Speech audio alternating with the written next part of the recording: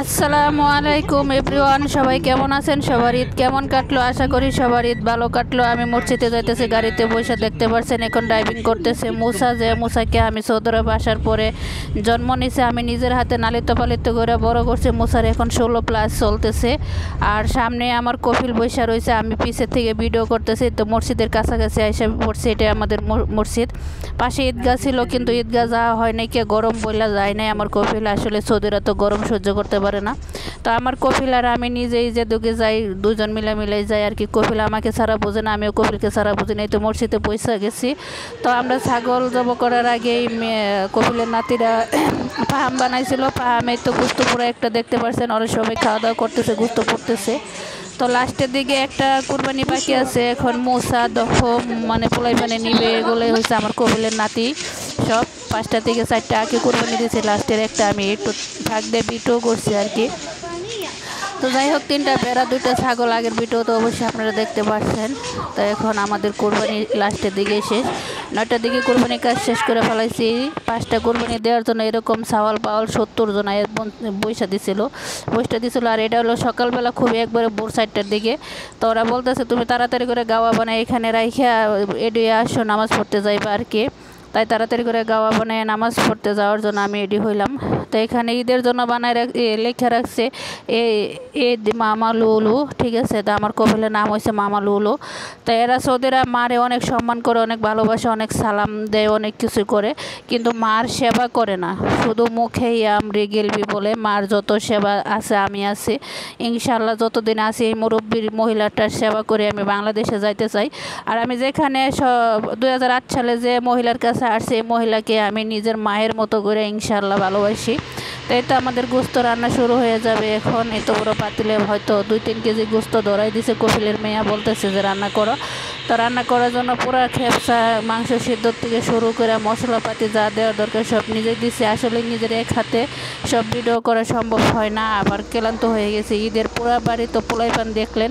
এগুলো তো শুধু কয়েকটা বাচ্চা ছেলে দেখেছি, যারা মেয়ে বাচ্চা আছে তারা তো অনেক ময়লা করছে। তো পুরা বাসা, তার সাথে 2টা মুরগি নিচ্ছে। তো খেপসা চাউলি ডালে দিচ্ছে, খেপসা হয়ে যাইতেছে।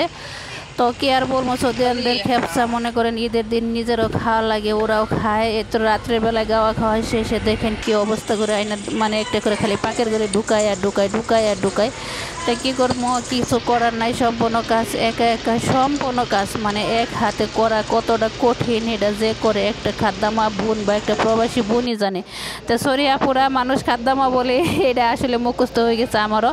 তারপরে দেখেন এই যে বাজারের জন্য বাজার নিয়ে এসে ফল সালাদ, এগুলো মুসার বাপে কিনে দিয়ে গেছে ঈদের দিন শাশুড়ির বাসায় আর কি। মেহমান আসবে তাদের জন্য, সালাতের জন্য আর কি সব কিছু। তো এগুলো দেখেন পোলাই পানে আইনে ডেলাই মেলাই দিয়ে গেছে। তো এখানে দেখেন সৌদিয়ানরা কুরবানি দেওয়ার সাথে সাথে মাংস বিতরণ করে দিয়ে দেয়। এখানে লেখা আছে খালতিক ফেইলা, ঠিক আছে, তাই একটা মহিলার নাম। তো আমার খেপসা হয়ে গেছে, এখানে আমি খেপসার উপরে কৃষ্ণা দিয়ে দিতেছি। যারা সৌদি খায় তারাই জানে এগুলো সৌদিয়ানদের খানাতে। আমার কোনো রান্না বান্না কিছু নেই, আজকে ঈদের 2 দিন শেষ হয়ে যাচ্ছে, এখন পর্যন্ত কিছু নিজের মতন করে রান্না করে খাইতে পারি নাই। তো পাশের পাতিলে মাংস সিদ্ধ উঠাই রাখছি, আর খেপসায় কৃষ্ণা গুনা দিয়ে দিছি। তারপরে এগুলো দেওয়ার পরে থালা বাটি সব ধোয়া মোছা গুছানো। আবার তারপরে এগুলো শেষের দিকে দেখেন আবার আমাকে ধরাই দিছে সালাদ কাটার জন্য।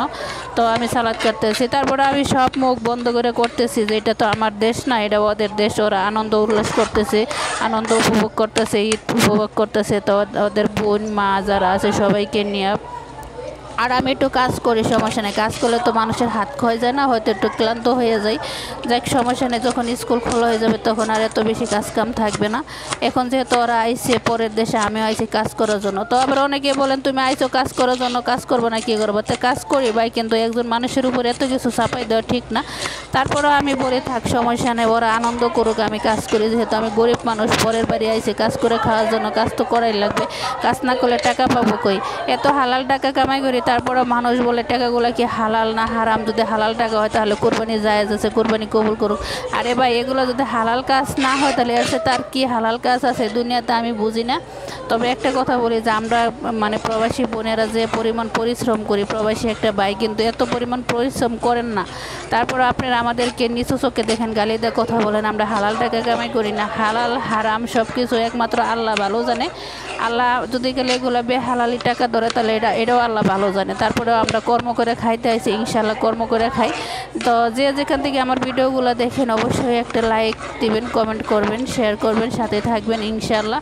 তো আর হয়তো কিছুদিন পরে আমি বাংলাদেশে একেবারে চলে যাব, তখন আর আমাকে বাজে বাজে কথা বলতে পারবেন না, ঠিক আছে? তো সবাই ভালো থাকবেন, সবার প্রতি ছাগলও খাইয়া ফেলাইছি, ছাগলের তেল ঝাল করে তেলও বাই করে ফেলাইছি, দেখছেন কত বড় তেল।